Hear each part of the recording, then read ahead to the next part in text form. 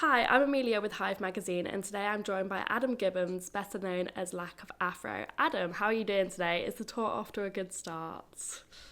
Thank you very much for for having me. I'm all right. Yeah, the tour is it's we're two shows in and Yeah. already pretty knackered, to be honest. I'm not used to touring as much as I used to be. I'm kind of a studio animal these days. And then when we need to promote an album, I put a band together and we go out. So yeah, it's not my most familiar environment, but I do love it. And but yeah, it's I've had to flip my body clock completely around the other way because normally I'm a morning person, and obviously touring is fairly late and you Yeah. get in late and sleep is at a premium. So I've had to adjust a little bit, I would say, Yeah, but I'm loving it so definitely. far. Yeah, Oh, yeah. good. It was a Because good this show last is night, so this is your biggest tour yet, isn't it? yeah, it is. Yeah. Yeah. And It was also the final tour.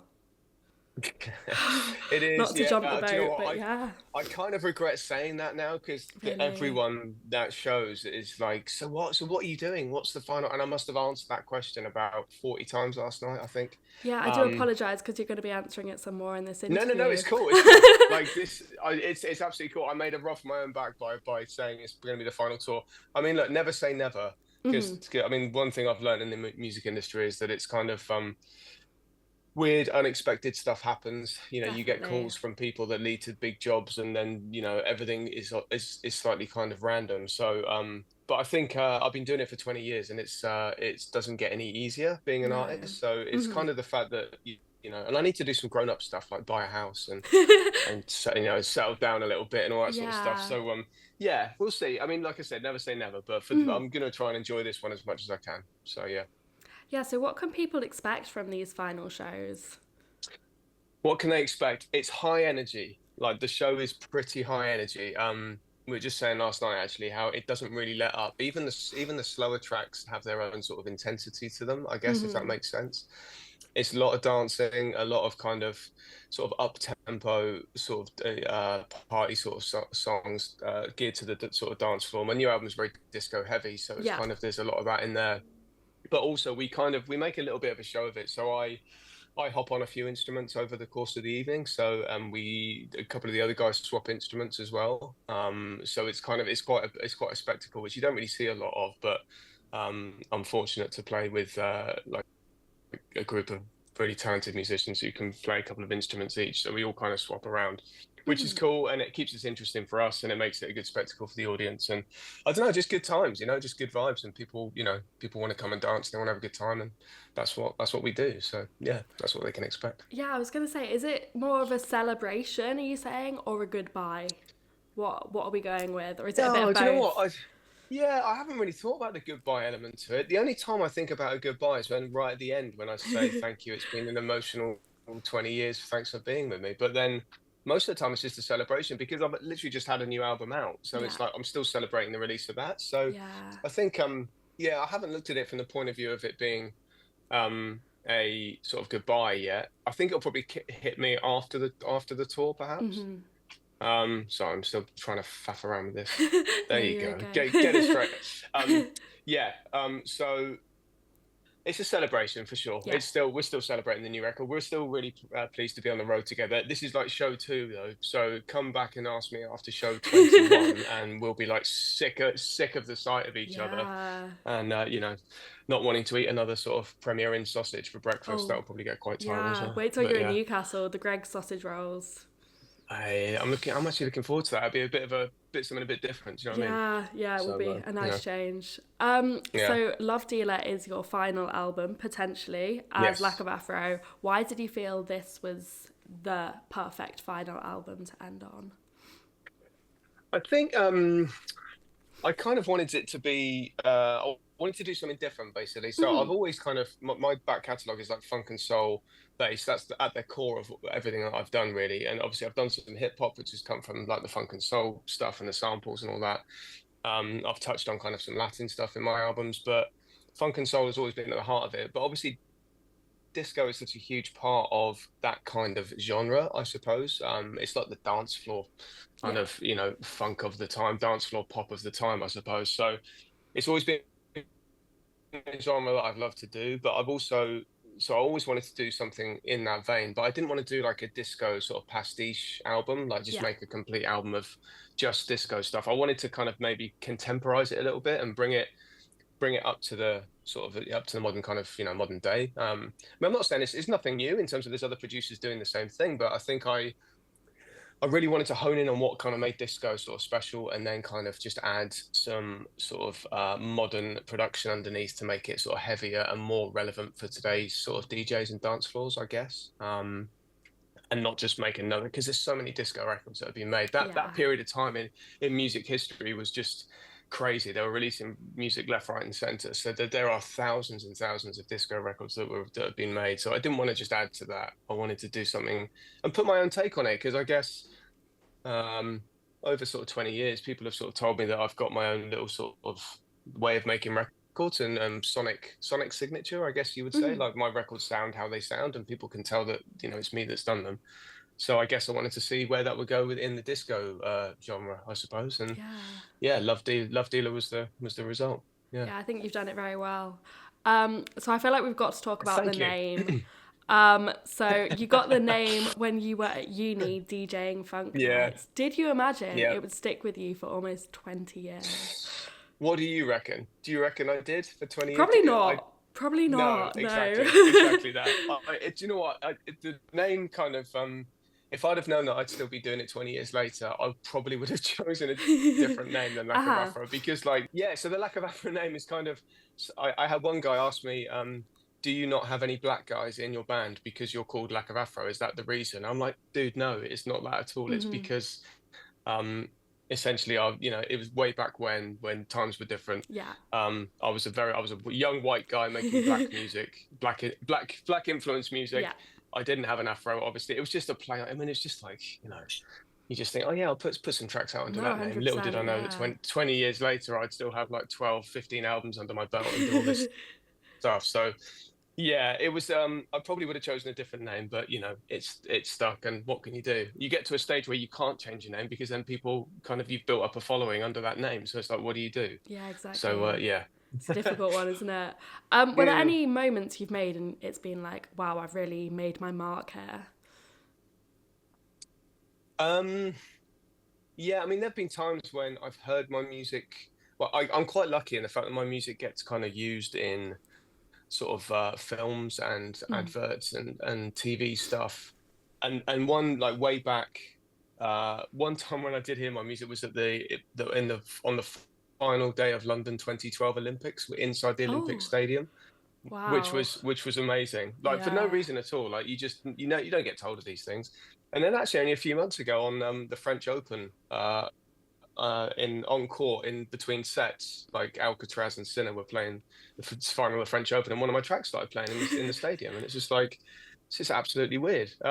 So you get stuff like that where you just think this is absolutely surreal, but yeah, I mean, it's all been a journey, really. I mean, even when I do kind of radio interviews and you hear your music on national radio now, it's still a bit of a thrill. It's still Mm. kind of quite strange.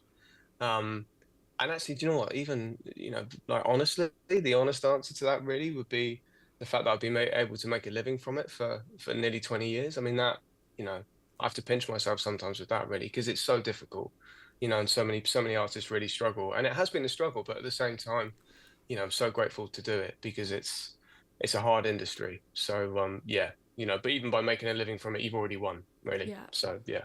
definitely. I'm going to talk about it because it's my favourite album, Music for Adverts. It's one of my favourite albums Oh, ever, cool. actually.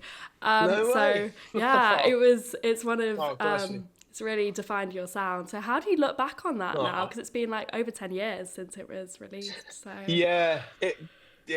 Do you know what? It's a funny story with that record. So it's my fourth album, and at the time, I was at a bit of a crossroads, actually, with hmm. it, because the first album did really well, press on. The second album did okay. The third album didn't do very well, and so by the time I got to the fourth record, I was like, do I do I really want to do this? Because four albums in, it was like, I think I've been doing it for the best part of 7 years, 8 years, and I was like, I wasn't really kind of. And by then, my daughter had just been born. She was born in 2012. Right. Oh, but a tail end of 2011. And it was hard. Do you know what I mean? So like financially, it was difficult. So that album nearly didn't get made. And it was yeah, I started the record, and it kind of right away I kind of knew that it was half decent. I knew that I was onto something with it, but the label that I was with at the time, so I got it all done, and I was like really proud of it. They passed on it. They actually Oh, said they didn't want it. really? Wow. So, which was bizarre because I was like, "This, you're crazy. I know this record is good." And there was other stuff going on with that label. It had been a few years under that label, and we had a few ups and downs. But anyway, so another label came along and said we want to put it out. And then all of a sudden, my old label said, "No, actually, now we do." So they put it out, and it just went really well straight away. And I think it was, I don't know what. Sometimes albums come together, and just you got no kind of control over like the makeup of an album. Sometimes, if you're in a good creative space, everything will come together and tracks will slot together really nicely, which will make an album, right? And some albums sound a little bit disjointed. They're a bit sort of all over the place. But Music for Adverts just kind of made sense. And I think the title Music for Adverts basically was me trying to get my music on adverts. Essentially, Yeah. that was it. I thought, well, because like, nothing had happened before then, and I was like, I really want to get, because a couple of my friends who were making music used to have their music on adverts all the time, but mine wasn't, and I was like struggling financially, and my daughter had come along, so I was like, okay, so maybe if I call the album Music for Adverts, people might actually want to put the music on some adverts, and I might actually earn some money. That's why it's called. So that's why it's called that, and yeah, it just started doing well. It just started doing really well, and Hmm. I think to date it's probably most people's favorite record. Yeah. And I really love it. And it's kind of, there's little things on it like my daughter's laugh, like I sampled her laugh and her heartbeat when we had the scan, and like that's in a track called Coco, stuff like that. And there's some songs on there that I'm really proud of and that I'll always be proud of. And it's just one of those records where everything came together, I think, at the right time. And you don't get those very often as an artist. So I'm very Mm. grateful to have had it. Yeah. And I'm glad it's your favorite too. That's really Yeah, nice. no, it's a great record. My dad's actually a massive Northern Soul fan, so Is he? we were listening to a playlist and Recipe for Love came on, Yeah, and we were yeah. like, oh, where's this from? And yeah, it's just such a great recreation of the Northern Soul era. Nice. We just love it Oh, so thank you. much. So how did that track Oh, come bless. together? Well, Because it was the so drums were samples from wasn't it from I couldn't possibly comment, Amelia. I couldn't possibly comment that because I might get a letter in the post. we can skip that bit out. You've got good ears. I mean, you got really good ears. That was my dad. That was my dad. I can't take credit for that one. That Well was my done, dad. well done, Dad. You smashed that. Yeah. Yeah, I can't comment on samples for obvious reasons, Yeah. but your dad's got good ears. Let's Yeah. just leave it there. Yeah. So that honestly, that record, that single, I wrote it. I wrote most of it with my friend Lucas, and we had the like the instrumental done, really, most of it. And then so Craig Charles, Craig Charles, he does the Funk and Soul Yes. Show on a Six I've Music actually on a got a few Saturday night. questions about him. Yes. Yeah. Okay, we'll come on to Craig. Okay, so but he was badgering me for ages, saying my son's got a great voice. You guys should work together. Now, it's normally when someone says my son's got a great voice, or my cousin's got a great voice, or my brother can sing, you're like, oh, okay, right. I've heard it so many times, and then that you get sent the stuff, and you're like, this is awful, sort of thing. You know what I mean? So people tend to be a bit biased towards their family members when they say they can sing. But let's put it that way. But then Craig sent me a little snippet of Jack singing, and it was amazing. And Jack came in. He was so young, so raw, so like didn't have a clue what he was doing. Never recorded properly before, and we recorded. So we recorded Recipe for Love, Missing Me, The Gypsy, Freedom, and On the Road. Those 5 tracks we did in best part of 4 days. Really. Um, yeah, in my little attic where I was, when me and my mum, sorry, me and my wife were Mm. at the time, and my daughter, and it was, yeah, it was incredible. It's just one of those things where you just have to hold on because it's just like you're being powered by something else, essentially. It's like, I don't know what's happening here, but we're just going to roll with it. And it was just like, yeah. And we did those 5 tracks. And Jack was, like I said, very like a raw diamond, really, diamond in the rough.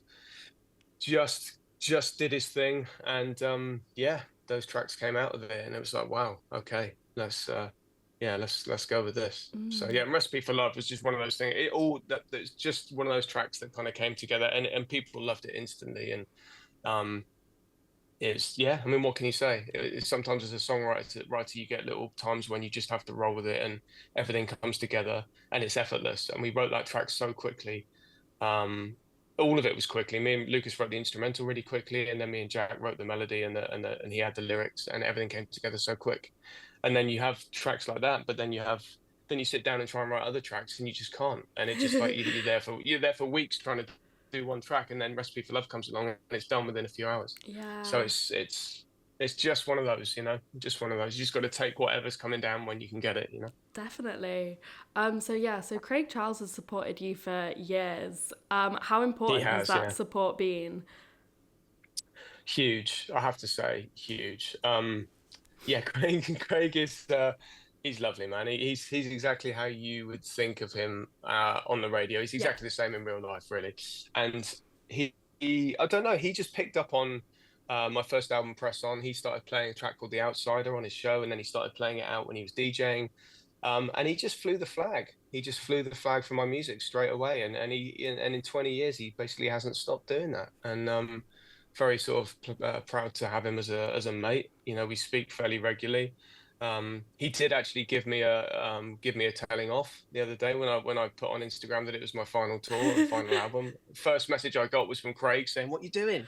Like, you can't, you might want to come back. Don't say it's your last thing." It's like he actually gave me a bit of a bollocking. So but he's been great. He again, like every chance he gets, he kind of gets me on his show and does an interview, um and yeah, I mean he's done so much for sort of UK funk and soul Mm. music from his show, and I think he's grown from strength to strength. Is that show he's got on BBC Six, and yeah, can't say any nicer things about Craig. Really, he's a diamond. Bless him. No, Yeah, that's great.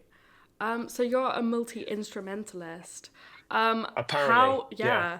yeah, how much on the records are we hearing that is you playing live instruments, and how much is it like programmed parts?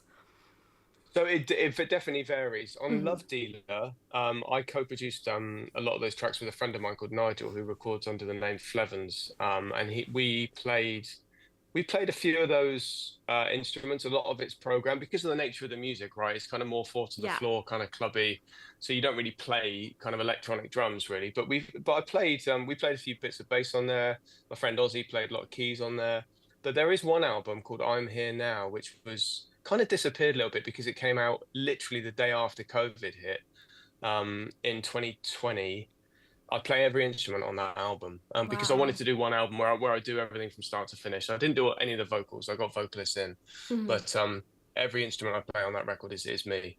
So that if you want to hear like that, what I can do with different instruments, that's the record to kind of hear it. But I think all the others, even music for adverts, yeah, little bits here and bits there, little bits of bass and some guitar, and I do a lot of percussion on my records because I like it sort of to give that sort of human element when you program stuff and then you play live percussion on top. Yeah, You get that kind of swing sort of thing. So I play a lot of percussion, and all my albums are pretty similar in terms of sort of there's half sort of samples and half live stuff. Some of it's completely live, like I'm Here Now, but yeah, it's a good 50-50 mix, really. I yeah. think it's important because I'm a musician first and foremost. I always say that I'm first of all I'm a musician because that's what I started with. So yeah, and then the production sort of came later. Hmm. So yeah, I think I always like to put in my own sort of play on it, and I think that's what gives it my sonic kind of thing because you know uh, as I'm not a virtuoso on any of the instruments I play by any means, by the way, but I play them in a certain way, and I Hmm. think that's obviously what gives musicians their identity. You can instantly tell when someone when someone is playing drums or whatever that you love, you're like, oh yeah, that's them, that sounds like them. And I think it's the same with me, although but it all just kind of comes together under the guise of an album and you think, oh yeah, that sounds a bit like, and it all sort of works. Do you know what I mean? So Yeah. I don't know where I was going with that answer, to be honest, but yeah, half and half, I guess, would be No, the quick yeah. answer. No, that's great. Sorry. Um, no. The caffeine's kicked in. I can't stop talking now. No, it's great. Keep it coming. Mm. So we've got the last few questions coming up. So you've released Oh, good. music under other names before. So the Unity Yeah. Sextet, Luster, Wow. and your Yeah. own name. Excuse Yeah. me if I'm not pronouncing these right. No, But do you see spot on. yourself returning to any of those, or are you going to start something completely new? That's a really good question. I've never been asked about the Unity Sextet, I don't think, or maybe once by some Japanese journalist ages ago. So yeah, do you know what? The Unity Sextet, I've been meaning to make another Unity Sextet record for ages. So that came about really. I stole that idea from a guy called Madlib, and he a huge sort of influence of mine, an American producer who sort of did this whole fake band called Yesterday's New Quintet, and it was Yeah. basically him just playing everything with samples and stuff, and he just invented solo names for each of the musicians, and then did solo albums, and then it was a very cool little thing. So I started the Unity Sextet with that, but I only got 3 albums in, I think. I would love to do another one. I would actually, but that was kind of made because it was kind of more of a jazzy sort of jazzy kind of sound that I couldn't really get away with Lack of Afro, because by then people sort of knew me for a different sound, and then if I'd have Yeah. released a jazz record, it would have sounded a bit odd to them. So that was that. Luster kind of actually I think was probably it's probably the music I listen to the most, kind of like the sort of bonobo kind of esque, sort of like sort of organic electronica, I suppose you would call it. And I think maybe that had an influence on Love Dealer all the way down the line. But I would love to do another Luster record. In fact, I did do another Luster record, and it's kind of sat on a hard drive somewhere and it hasn't been released. So that will probably see the light of day somewhere. But and then my own name, yeah, I mean I kind of want to keep my own name for sort of maybe sort of scoring some sort of film soundtracks and TV stuff, which I've done in the That would be past. great. Yeah. That would be quite interesting to sort of do again. I think I might start doing some of that. In fact, Craig has mentioned that he wants me to do a couple of bits for him, so we'll see how that goes. But I mean, my heroes when I was growing up were film composers. Really, they weren't sort of singers really, or Yeah. musicians. They were musicians, but they weren't instrumentalists. They were like, the guy who did all the Bond music, John Barry, and those guys I used to love. So I'd like to get back to that at some point. But I think I'll get the tour out of the way first, and then sort of have a couple of months off, recharge, and see where I'm at. But yeah, I definitely haven't ruled that out, and I'm doing a project with a couple of different guys. I can't really say too much about them at the moment, but I think it's music. Music will always be a part of my life. I think Mm. it's. Do you know what it is? It's weird. It's the industry. It's not the music that drags you down, because I love making music and I'll make music till the day I die, I'm sure. It's everything that goes around it with the industry. The industry is a tough place, and it can be very shallow. It can be very kind of bitey, um, and you kind of just sort of tend to hear the same conversations again and again. And I guess there's only so many times you can hear those, and you just think, well, it just kind of drags you down after a while. If it was just about making music, I could do that, forever. Hmm. But I think everything that goes along with it, and I've run my own label for the last 11 years, so it's like maybe I just need to change that up. Maybe I need to get a new kind of a new sort of kind of thing in place with that, in terms of sort of just concentrating on music and letting the other people do the other stuff. I don't know, but yeah, we'll see how it goes. But I still love music, and I still want to make more, definitely. Yeah. Do you have any dream collaborations? I know you mentioned obviously film composers, or dream projects or anything that you still want to achieve. Yeah, I mean, I would love to work with Little Sims. I think she's amazing. She's Yeah. she's so cool. I love her to bits. Singer called Michael Kiwanuka. I love his voice. I've always loved Yeah. his voice. Yeah, there's loads of them. There's loads of them really. But I mean,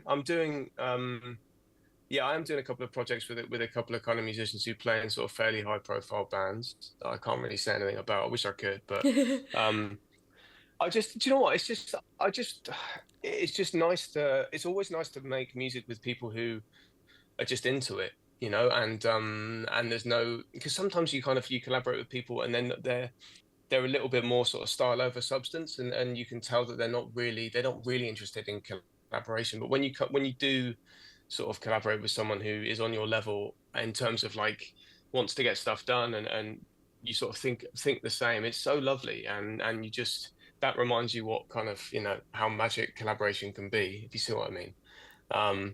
So I think the answer to that is, yeah, obviously I would love to work with someone like Little Sims, because I think she's amazing, and there's loads of other kind of musicians that I'd love to work with. But at the same time, I think as long as kind of people bring the enthusiasm and bring something to the table, I'll kind of work with anyone really, because it's just that's the beauty of it. You never know where it's going to go, because people are so different, right? So yeah, yeah, I think I would definitely keep collaborating with people at all. That'd be good. Yeah, 100%. So final question. What's next straight Mm. after you finish the tour for you as Adam? As Adam, As Adam. as Adam, I will go on a holiday somewhere. I Don't didn't blame have a you. summer holiday this year, and to be honest, how long the UK winter was last year. I remember writing Love Dealer over the winter last year, and like, my God, it wasn't particularly cold, it wasn't particularly wet, it was just grey the whole time. And I think like I remember thinking February had about 90 days in it. So I'm gonna kind of go away, I think maybe in January for a good sort of 3, 4 weeks, maybe somewhere hot, take a break, reassess, come back. I do need to buy a house at some point next year. Um, so do something adult like that, and just yeah, and just kind of see where it takes me really.